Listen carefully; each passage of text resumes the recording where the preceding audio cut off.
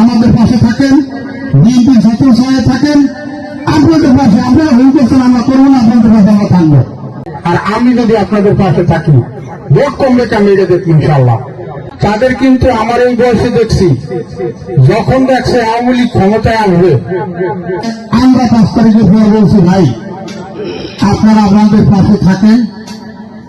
2 সিটে লোক সর্বশেষে যারা বেশি বাড়াবাড়ি করছেন আপনারা একটু বেড়াইতে যান, আপনাদের প্রতি কর্মীগণের জুম আছে।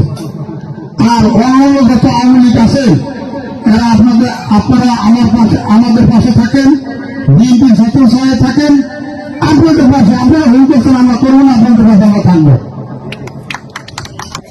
আমি আবারও আওয়ামী লীগ ভাইদের প্রতি অনুরোধ থাকবে,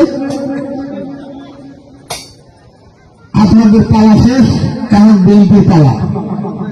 আপনারা দয়া করে আমাদের পাশে থাকেন। আমি কথা দিলাম বিএনপি এমপি হাসান মামুন একজন ভালো মানের লিডার।